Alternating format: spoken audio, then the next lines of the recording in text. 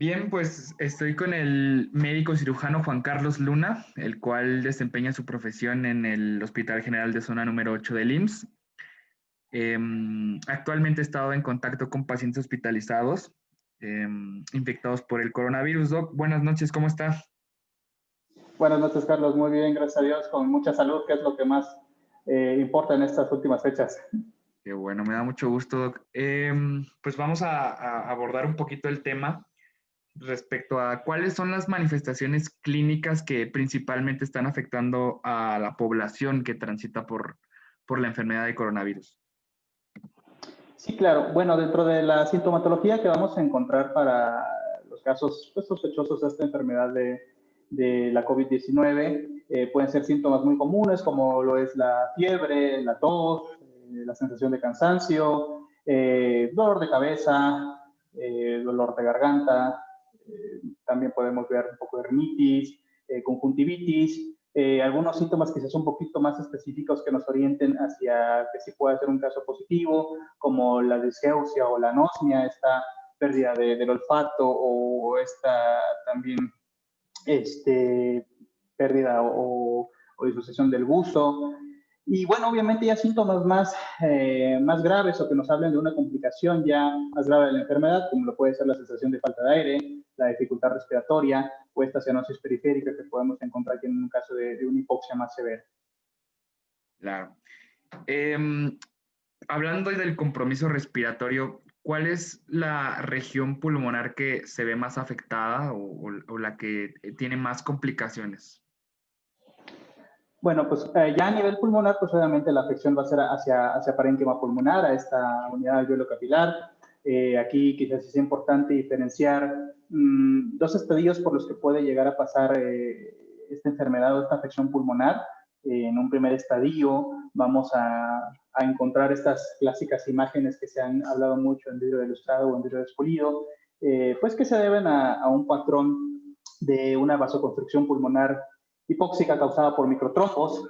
Esos microtrombos van a tener como finalidad redistribuir el flujo sanguíneo hacia zonas mejor perfundidas y mejor ventiladas en este parénquima pulmonar.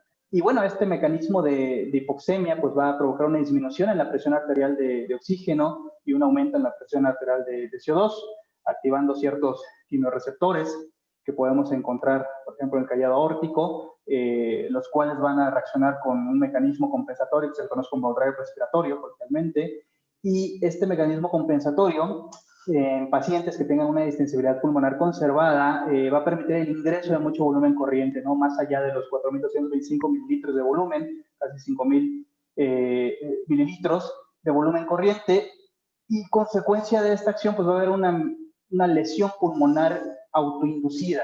Muy bien. Y estos pacientes regularmente vamos a ver que presentan o tienden a esta hipoxemia, pero sin tener estos datos de disnea, ¿no? Por eso también mucho se habla en la enfermedad por COVID de lo que es la hipoxia silenciosa. Posteriormente a esto, pues iba a haber un segundo estadio donde ya va a haber infiltrados inflamatorios propiamente ya dentro del alveolo, la distensidad pulmonar pues va a estar afectada, va a estar disminuida, ya se va a ver un patrón más característico de lo que es el síndrome de dificultad respiratoria aguda, y obviamente el mecanismo aquí ya de hipoxia que va a estar presente va a ser más que nada por los cortocircuitos originados por ese colapso alveolar, ¿ok? Como decía, la extensibilidad pulmonar pues, va a estar abatida, vamos a encontrar un pulmón más pesado, precisamente por ya estos datos de infiltración pulmonar, ¿no? Bien, hablando de una técnica que se está utilizando mucho ahorita, que es la pronación de los pacientes, ¿cuál es el objetivo, el argumento científico, digamos, para colocar en esta posición a los pacientes? Bueno, hablando un poco de lo que sería ya el manejo intrahospitalario quizá, y una de las acciones que se está haciendo es colocar a los pacientes en posición prono. Tiene mucho que ver con esta fisiopatología, perdón, que estábamos comentando, y que es aplicable a los dos estadios, ¿no? Tanto en este estadio inicial como en este estadio ya de un estado proinflamatorio más acentuado. La posición prono lo que va a permitir, aunado, claro está, con la oxigenoterapia, hablando, por ejemplo, en un primer estadio, en este estadio low, la oxigenoterapia junto con la posición prono, lo que van a hacer es disminuir la vasoconstricción pulmonar, ¿ok? Al disminuir la vasoconstricción pulmonar va a haber un aumento en la presión arterial de oxígeno y una disminución en la presión arterial de CO2. Esto va a tener como resultado evitar que se active este mecanismo de drive respiratorio y por consiguiente podríamos prevenir en estos pacientes que se evolucione hacia el siguiente patrón, hacia el siguiente estadio, ¿no? Entonces, al haber este reset del drive respiratorio, estamos previniendo que se llegue a este segundo estadio, donde ya obviamente es un estadio más complicado de la afección pulmonar.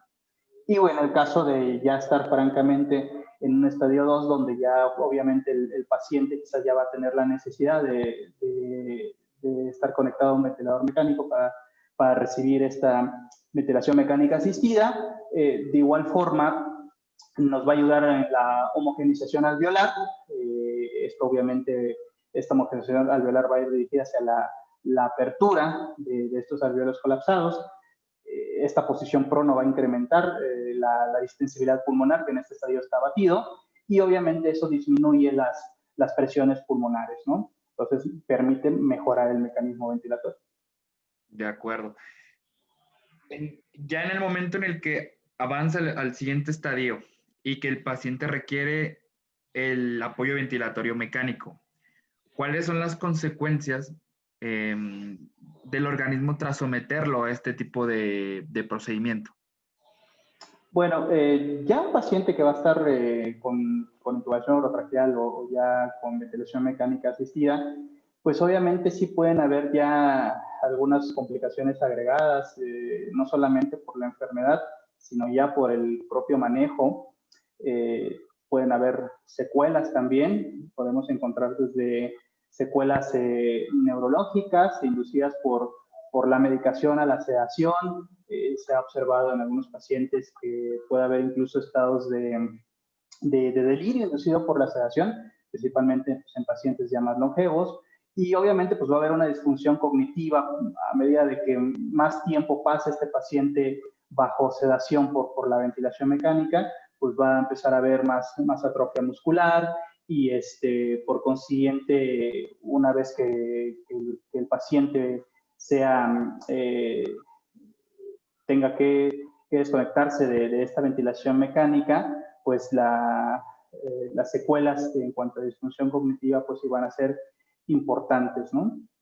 Amén de que, pues bueno, también el hecho de estar conectado a un ventilador y estar en un ambiente intrahospitalario, pues sí incrementa más el riesgo de infecciones nosocomiales agregadas, ¿no?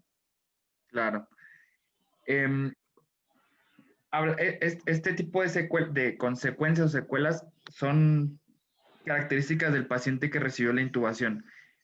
Pero además de eso, ¿cuáles son las secuelas que usted ha observado, de las que usted se ha podido enterar con la experiencia clínica que usted está teniendo día a día en el hospital, de las personas que cursaron por la enfermedad, aunque no necesariamente hayan recibido el apoyo ventilatorio mecánico? ¿Cuáles serían?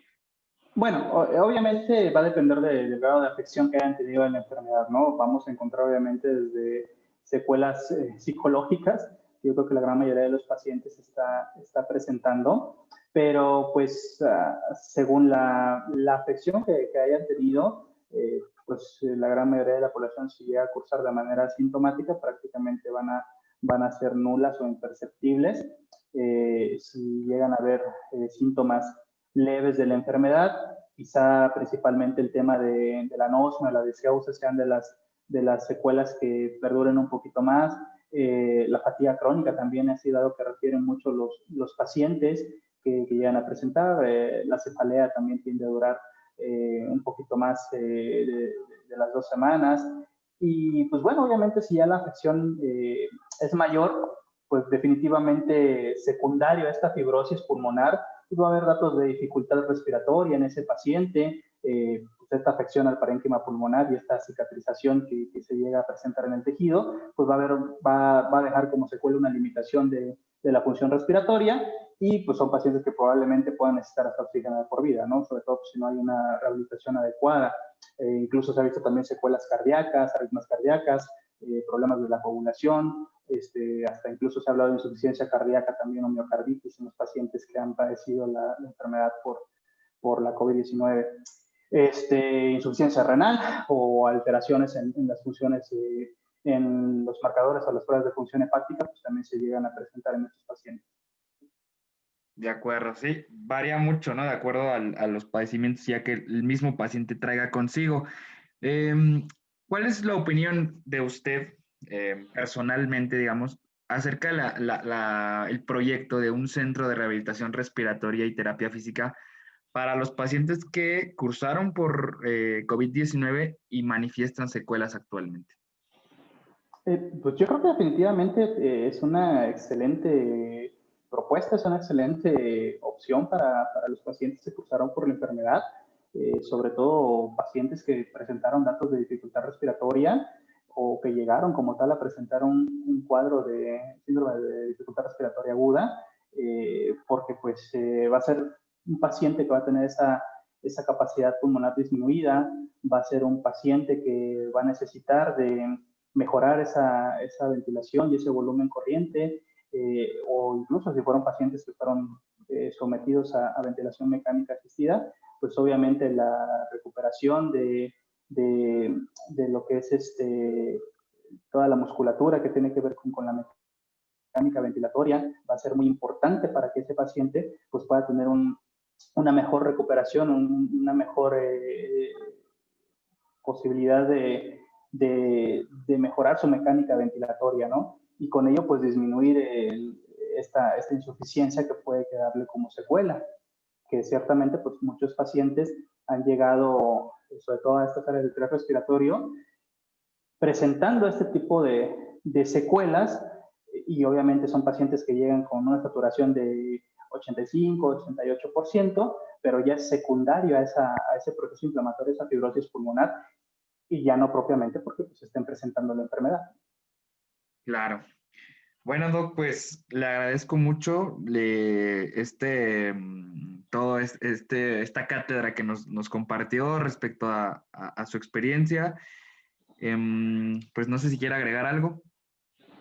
No, pues al contrario, muchas gracias por considerarme, un honor, espero pues haber sido útil en cuanto a esta información brindada y pues definitivamente seguirnos cuidando, no bajar la guardia, tanto al personal de salud que laboramos en hospitales que están atendiendo estos casos de pacientes con COVID-19, como a la población en general, ¿no? Entender que es una enfermedad nueva, que es una enfermedad que se está conociendo día a día y que hasta no tener un tratamiento específico o algún mecanismo de inmunización a largo plazo, pues va a ser importante que todos nos cuidemos no nada más para el bien propio, sino pues para el bien de nuestros seres queridos. Claro que sí. Muchísimas gracias, Doc.